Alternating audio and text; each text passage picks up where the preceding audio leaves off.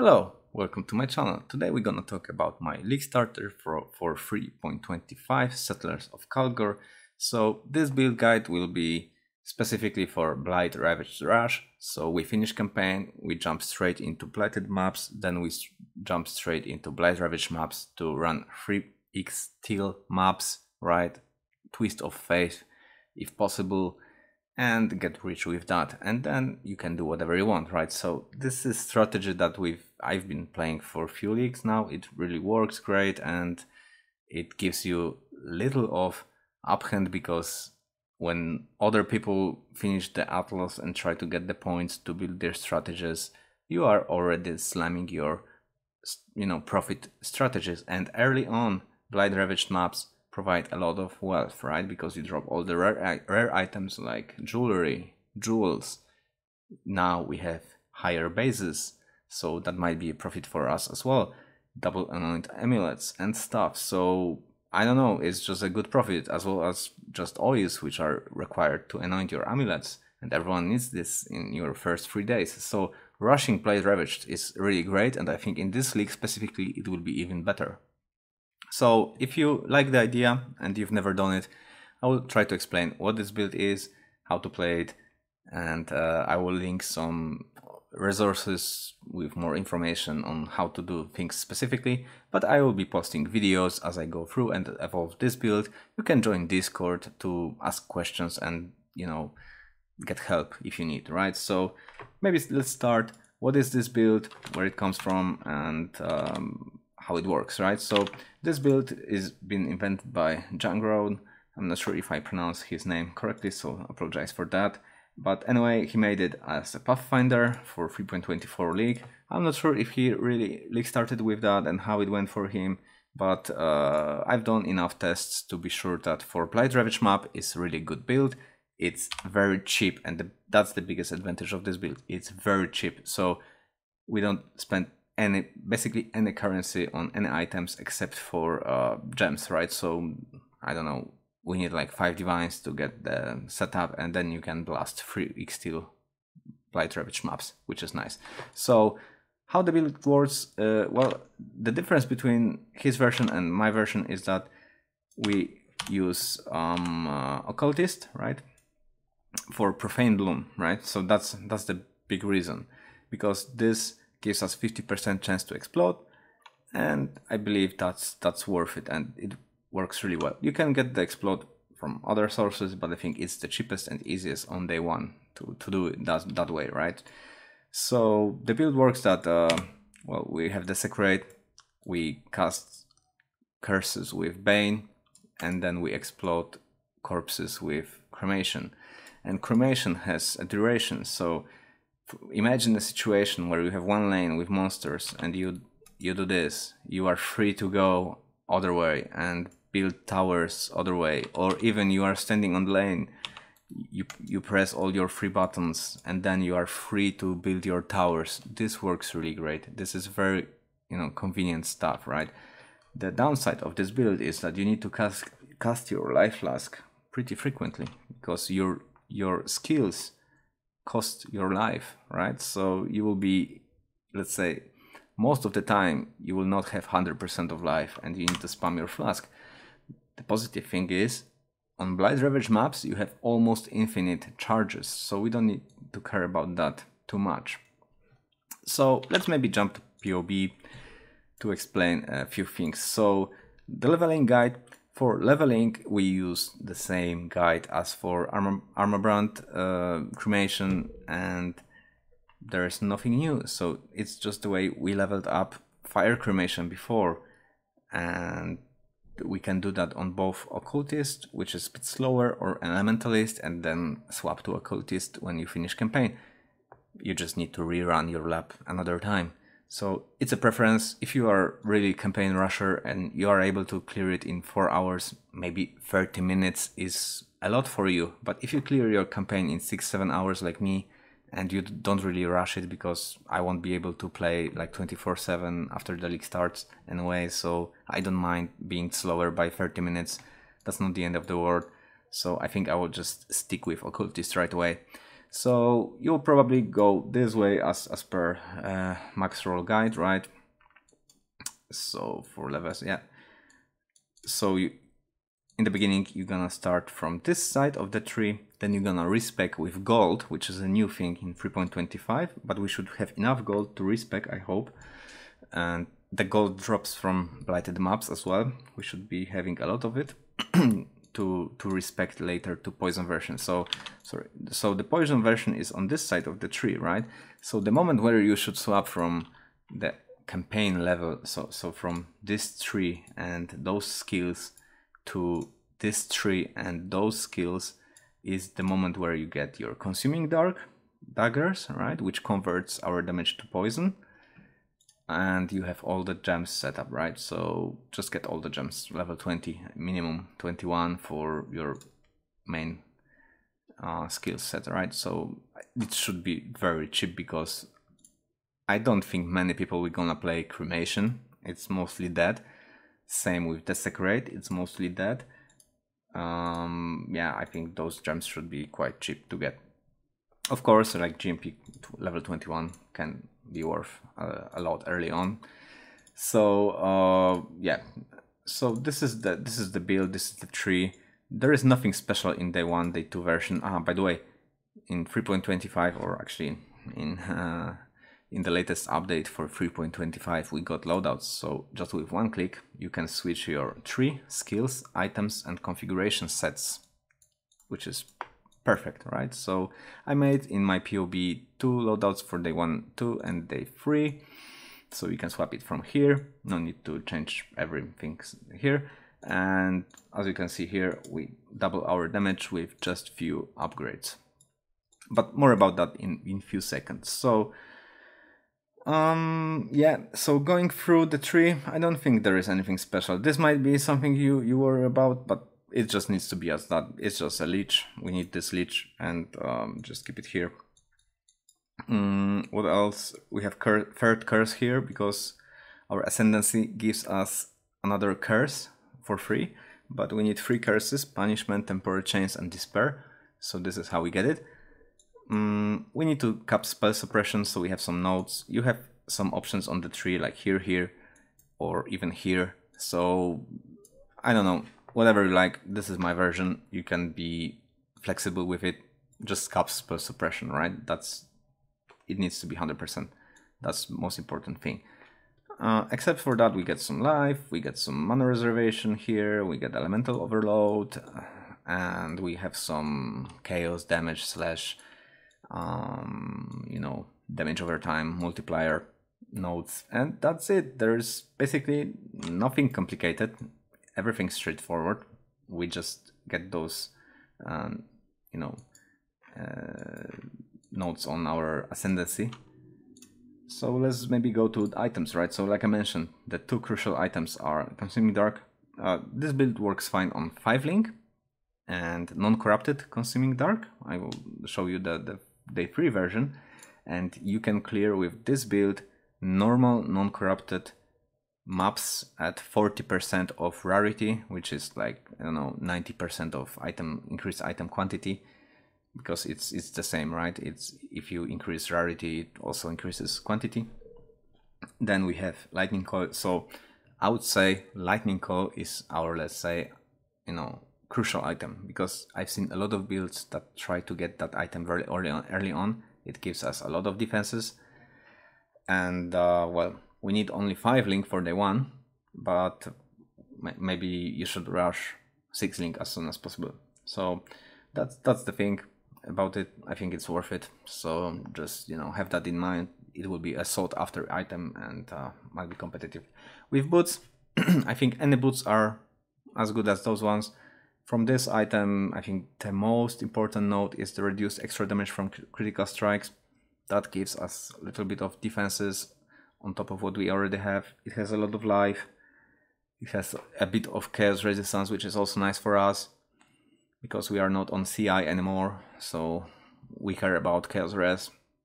It has 30% movement speed, which is great. We don't need a lot of movement speed, honestly.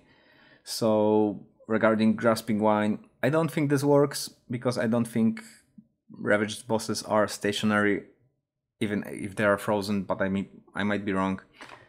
If I'm wrong, then that gives us a lot of DPS, right? But I have not included that in my build. I don't think it works. So you can use any other boots, feel free.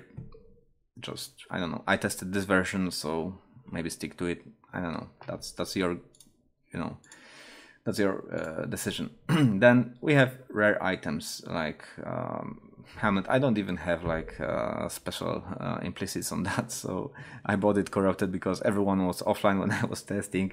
So I've got like any spell suppress damage item and, you know, some reses and life, just to, you know, simulate like early league version of rare item on your helmet slot.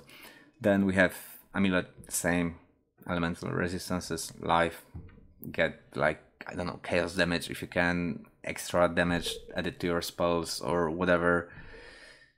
I don't care, maybe +1 level would be good. Probably, yeah, for your cremation, sure, get it. Whatever you can find as cheap as possible. Again, treat this build guide as the minimum level of items if you can afford. If you have currency, just, you know, go with it. Just buy whatever you can, buy whatever you find, you know, being better than what's in here. Then with rings, and this is something we need to, let's say, that divert from items. So we have one important ring, which is this one: curse enemies with despair on hit. So there are two ways how we can play this build. One is with Hexbloom. What Hexbloom does, where is it, Bane, yeah. So what the Hexbloom does is it transfers the curses from enemies that die into, you know, other enemies within 3 meters. This is really nice. However, if you kill 10 monsters and you have 100 other monsters in your area, that's 10x 100 monsters, and we have so many monsters in Blight-Ravaged maps. If you have like a tight layout, your game or instance will crash. There are chances it will crash. Maybe not every map, but it will crash. It's annoying. You lose time. You need to log in, and then you need to unequip the gem and, you know, kill the monster. So there are two ways how you can play with Hexbloom. One, don't cast it on for killing mobs. So don't cast your curses on for clearing mobs, which will, let's say, it's not the optimal way, and with day 1 gear you might struggle, right? Because if you apply Bane with Hexbloom, it's over. It's just your game freezes and you're done. You lose time. The other is just unequip this. So don't play with Hexbloom. Put Despair here. So your Bane will be linked to Punishment, Temporal Chains, and Despair. So you have to press it way more frequently, but this way your game won't crash. So I don't know, maybe your PC is, or your instance or server is supporting Hexbloom and you can cast this, then perfectly, man, you're lucky. But I can't, so I will be playing with Despair here. If you're gonna play with Hexbloom, you will need Hunter or Delve Ring, right? Because the curse enemies with Despair on hit can also appear on Delve Rings. So Delve Rings are like rare items with some extra, you know, what I mean, suffixes and prefixes, right? So you can get Despair on hit with some random other nodes, and it can be very cheap, right? So the best in slot ring will be Iolite Hunter item, and then how you craft this is basically either you buy it, right? So you find the one that has it already, or you use essences, right? So I believe it was no, I have 500,000 tabs here. Let me find essences somewhere. Oh, it's way down here. So, oh, it's empty. Nice. Oh yeah, we have it. So chaos damage, because I didn't remember the name. So yeah, it's Essence of Zeal. What is it? No. Yeah, it's Essence of Envy. I'm sorry. So the way you craft this ring is basically you take your Hunter Ring, you take Essence of Envy, and you try to find Despair on hit with this node, right? Then it's like 46% increased chaos damage. So I think that's best in slot. And as you can see, that Hex Bloom comes at a cost, because if you don't need to that, then the ring will cost some money, right? Because it's a Hunter Ring, so you can't get it from any map drop. You need to play like Conqueror's map and stuff. So it will be a rare ring, and I think some other people might need it as well. And Iolite ring is rare itself, so that might be a divine or two to get the base early on. So putting Despair here, it might be a cheaper version, but Hex Bloom is really strong. So if you can play with Hex Bloom, try to get that ring, even if it's like without, you know, it's not Iolite or it's not with Essence of Envy. That's best in slot. So just for you to know what to aim for. Apart from that, you can get, like, if you don't play with Hex Bloom, just get Iolite rings, and do the same, and try to get some life, try to get some resistances, try to craft non-channeling skills have -2 mana, because, well, we have Eldritch Battery, but yeah, sometimes when you have like mods, you can regen Energy Shield and stuff, you run out of Energy Shield and you cannot cast your skills, and if you cannot cast your skills, you might lose the map. So it's better to have as minimum mana requirement as possible, and that adds up, right? So yeah, just think about that. Then well, let's go back to POB. That was about the rings. Then we have a belt. So this is an optional belt. It was buffed. Now we get 15 more attributes of all attributes. We get Cold Rest from it, and we don't really use rarity of items. And we get Rampage. So this is very cheap item. It gives us 50 strength, some Cold Rest, and Rampage. Rampage buffs our DPS. So to see how much without it, yeah. If you have 500, if you have 1000, so it's like 10% of our DPS. It's not a lot. Maybe you can get somewhere else here. Maybe you can play it differently, get some other items on your, you know, get other item on your ring. Maybe you want Mark of Submission if it's cheaper, where you can put your Despair, or actually Temporal Chains is harder, and then, I don't know, cast your curses automatically instead of casting Bane, and then use your belt to cap attributes and resistances. Maybe, you know, something else you want there. So again, be flexible about it. This is what I tested. This works. It's cheap. Why not, right? Then we have flasks. So for flasks, we for sure need this one. So this is very interesting because we have instant recovery, which we need, and it gives us corrupted blood. So basically you need to buy the exact flask. Either you roll it yourself or buy it. I'd rather buy it because it might be hard to roll it early on. Then we have 3 elemental resistance flasks because they give us 5% maximum resistances. If you have Alchemist's mode, it increases effect by 25%, and we don't care about duration because we have almost infinite charges on our on Blight-Ravaged. Plus we have this node, and we have some more options on the tree if you really need flask chargers.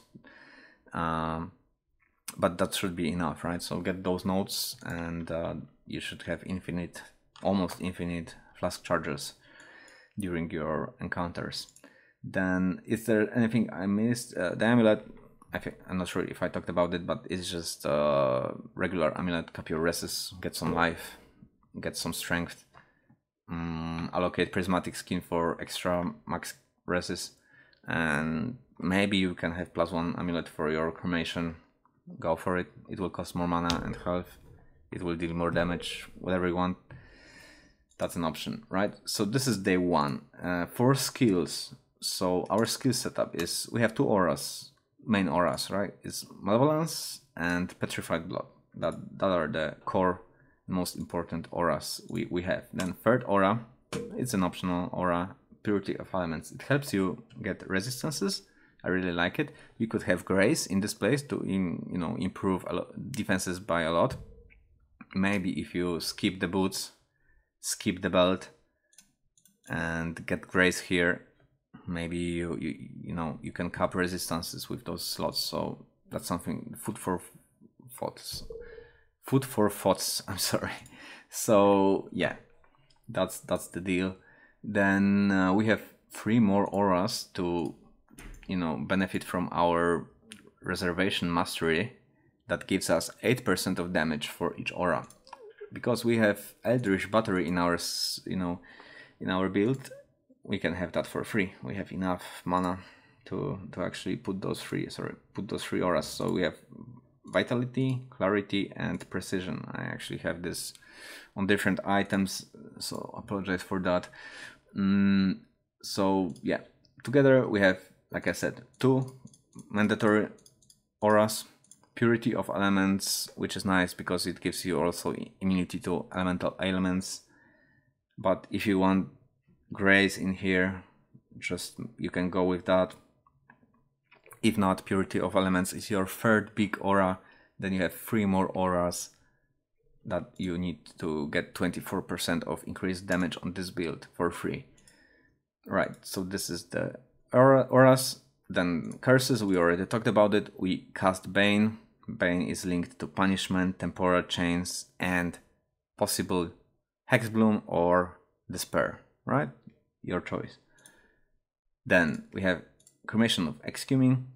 We use those supports for 5 link, for 6 link. Let's talk about 6 link in about Day3 version, which is 6 link in a second, to not confuse, right? And I think the only thing left to talk about is Whirling Blades. So it's our movement skill, because we are, you know, we use 2 weapons, so dual weapons, right? So oh, that's a nice movement skill. We use faster attacks. I don't think it requires any further explanation. And for configuration, whatever you build, just make sure your Cremation of Excuming has reduced cast speed.